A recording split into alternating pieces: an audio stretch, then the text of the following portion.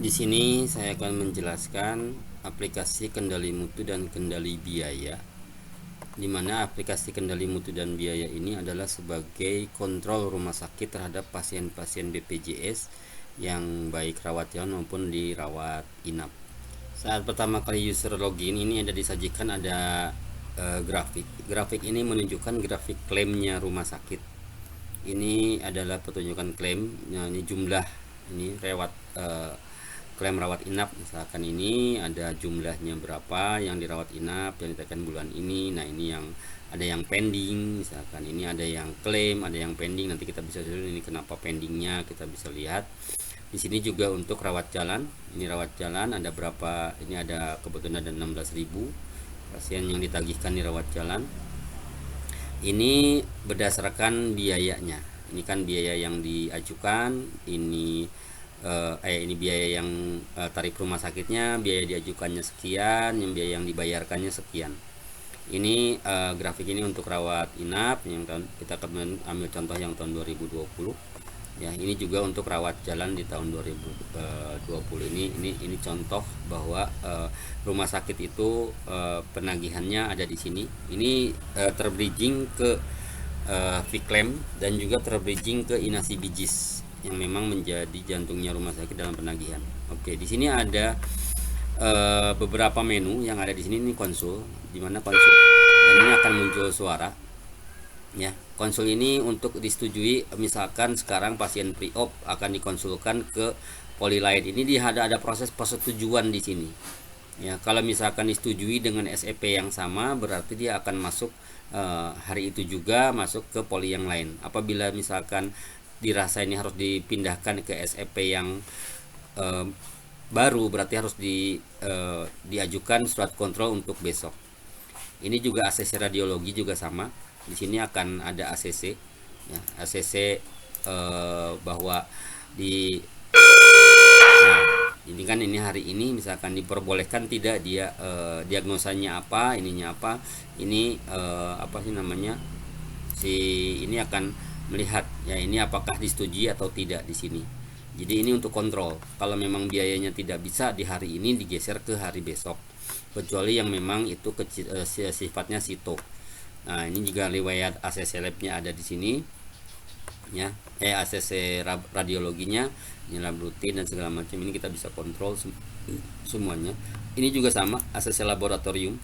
ACC laboratorium juga sama bahwa dia melakukan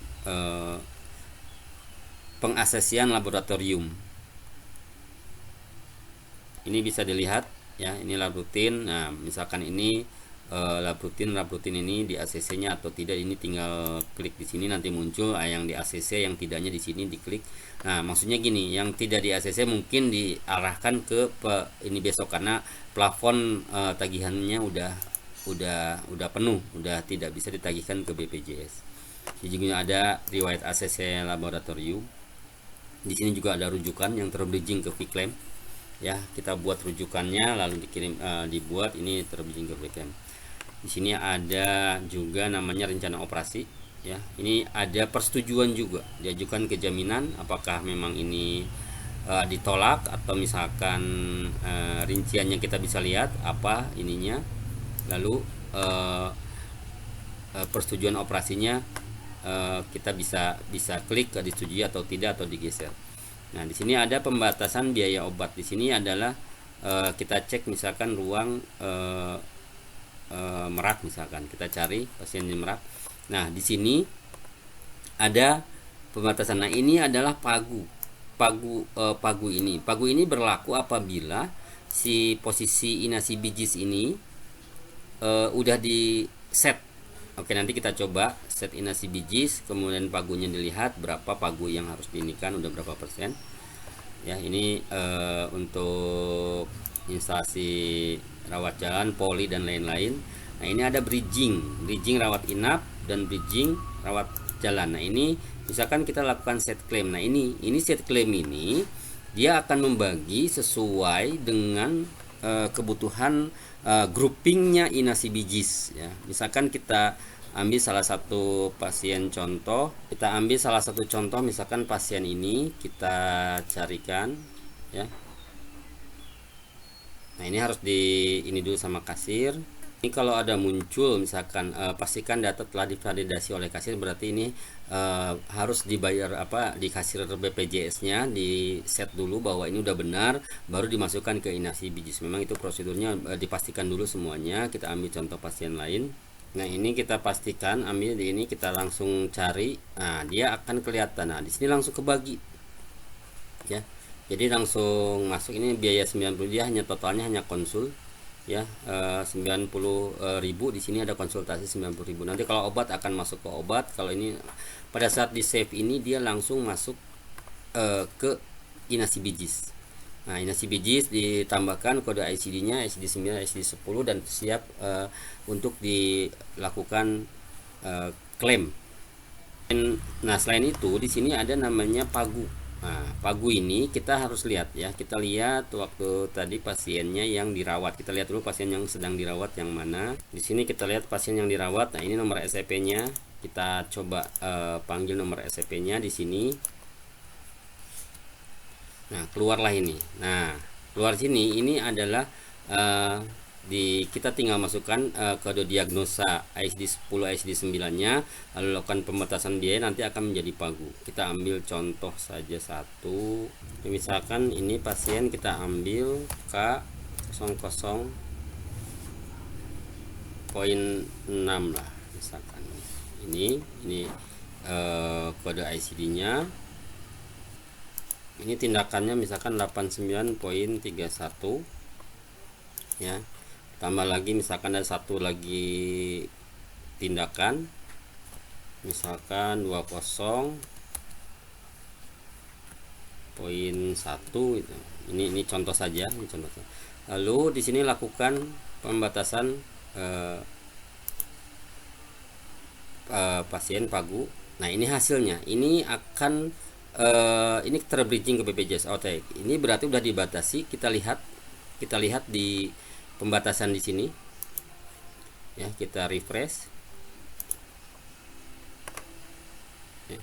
Nah, ini ada Inasi Bijisnya sekian akan ditagihkan rumah sakit, pagunya 60% misalkan dari obat. Nah, dia sudah mencapai 85%.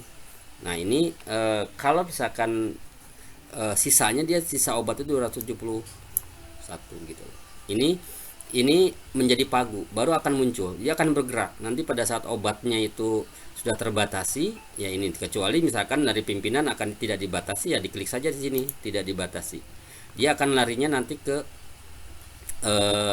obat, ke obat pembatasan dari sisi obat. Kalau tidak dibatasi ya sudah, ini pagu ini berjalan, ini sudah mencapai 85% dari pagu. Nah, ini maksudnya ini adalah untuk rumah sakit. Jadi di sini prosedurnya adalah pada saat pasien akan masuk ke rawat inap, sebelum dirawat inap sudah diketahui bahwa anggaran pasien untuk ini maksimum berapa. Nah, nanti tinggal diatur apakah ini pasiennya nanti harus di ICD-nya atau bagaimana. Ini untuk menjadi sehingga rumah sakit itu tidak akan loss dari penagihan untuk di sisi rawat inap.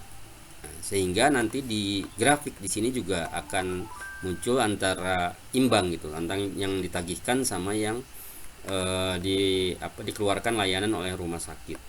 Ini yang rawat inap. Nah, ini kita lihat lagi di sini, kita hapus, misalkan kita hapus, kita buatkan lagi ininya. Nah, ini udah tidak ada, jadi udah dihapus lagi, dan di pagu sini juga akan hilang pembatasannya karena dia tidak ada Inasi Bijisnya ya. Di pagunya 0 karena memang tidak ada pagunya. Nah, ini realisasi ini di apotek. Realisasi ini, jadi kalau apotek terus bergerak, ini akan terus naik.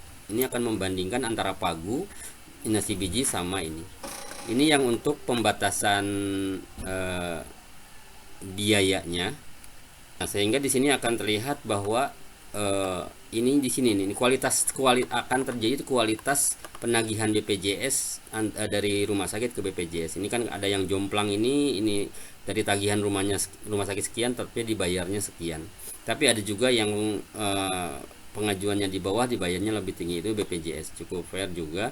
Sehingga ini dikontrol langsung oleh manajemen, dan pembatasan itu biasanya dilakukan oleh case management case manajernya ruang rawat, sehingga bisa mengontrol dan otomatis di depo akan terbatasi. Nah, ini nanti kembali lagi pada rumah sakit, pembatasannya apakah di tindakan atau di obat saja atau di mana.